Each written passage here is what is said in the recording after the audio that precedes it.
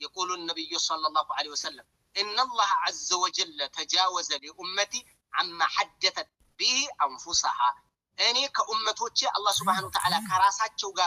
بمكروت قداي لي عالفو اللينيان أي قطر باتشوم ما لم تعمل أو تكلم به اسكال تناقرتونا اسكال تقبروت درس أمتوتي بلوان نبي عليه الصلاة والسلام ይሄንን ከዚህ ተነስተው ነው ታላላቅ ሊቆች የኢስላም ሊቆችም ከዚሁ ላይ ተነስተው በንያ አይፈታም አሉ ኢማም ኢብኑ ባዝ ረሂመሁላህ ተዓላ እነማ ነውተ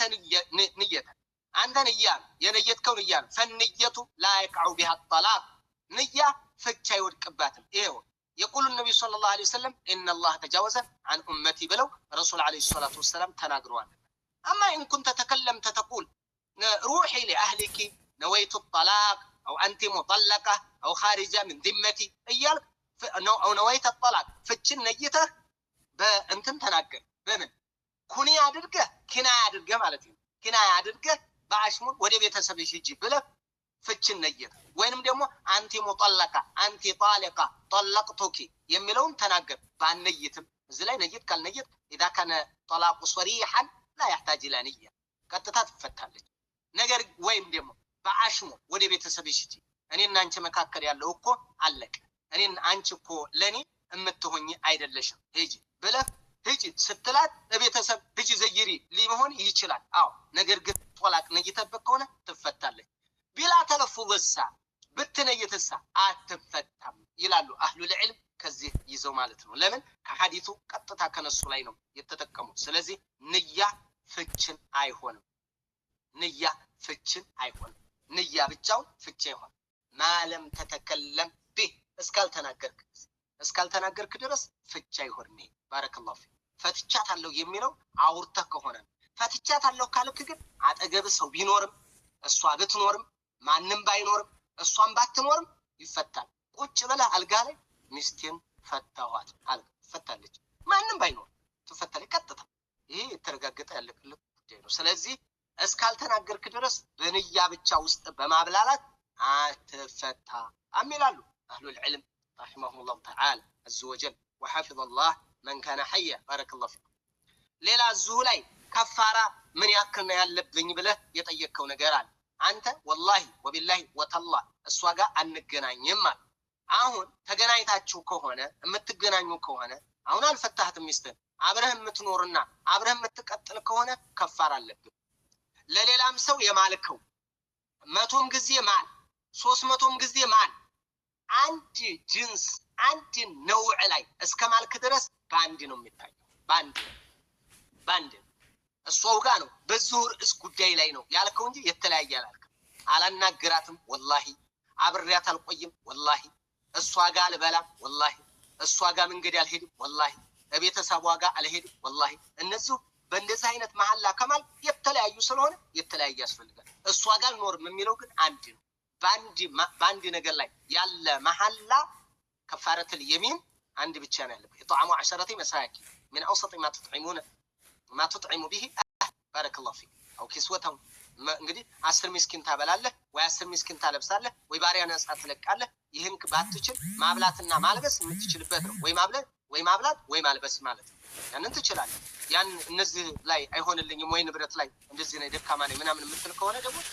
ፈሱያ ሙታላተት ይያ 3 ቀን መጾም ይሄ ቢነስል القرآن የተቀመጠ ነው ለላህያሉ ጌታ አላህ Subhanahu Wa Ta'ala በቁርአን ያስቀመጠው ነው ምን ይላል ለላህያሉ ጌታ لا يؤاخذكم الله باللغو في ايمانكم ولكن يؤاخذكم بما عقدتم الايمان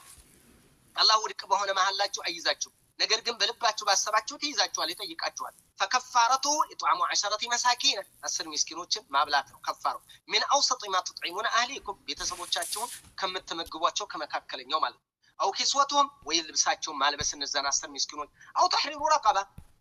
ወይ ታለከው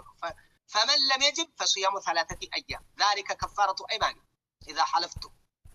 ይሄን ብሎ ለላህያሉ ጌታ በተከበረ በሆነ ቁርአኑ ነግሮናል እናም እዙ ላይ የምጨምርልህ ዑለሞች ምንድነው የሚሉት اذا كان جنسا على جنس واحد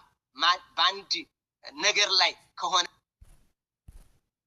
አንድ አካል ሲምል ባንድ በተመሳሳይ ነገር ላይ ከሆነ 3-4 ጊዜ ቢምልም አንድ ነው የሚሆን ኢማም ኢብኑ ባዝ በዚህም ላይ ተጠይቀው ነበር وإذا كانت اليمين على أشياء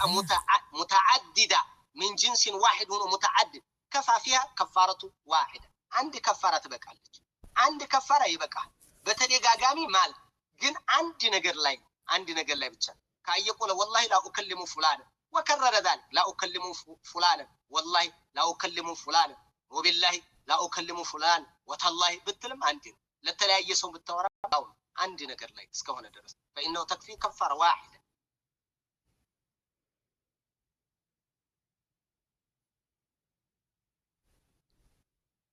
ተጣጣም والله እንሄድም والله እንደዚህ ነው ይላል የተለያየ ጉዳይ ካነሳህ ግን የተለያየ ከፋራ ይኖራል ማለት ነው والله اعلم ሶስተኛ ጥያቄ السلام عليكم ورحمة الله وبركاته وعليكم السلام ورحمة الله وبركاته ቁርአንን ሐፍዤ ሳልጨርስ አላገባም ብዬ ለአላህ አህዲ ገብቼ ነበር ያሰብኩበት ሙሉ ለሙሉ ትኩረቴ እሱ ላይ ብቻ እንዲሆን ብዬ ነበር ግን ጀምሬያለሁ ገና ግማሽም አላደረኩትም ትዳር መጣ ስነግረው ልጁን ስነግረው ፈተዋ እንጠይቅ አለ አህድን የገባሁት ኢትዮጵያ ሆኜ ነው አሁን ሳኡዲ ጥግረራ ላይ ነኝ ይላል ምን ማለት እንደሆነ አላውቅም ነው እኔ ተሳስቼ ሆነ አላውቅም ጥግረራ ላይ ነኝ አራተመት ሊፈጅብኝ ይችላል ምንድነው ጥግረራ ላይ ስራ ላይ እና አህደል ልሙላ ትዳሩን ትቼ ወላ ከፋራ እንዳለ ንገረ አይ ነው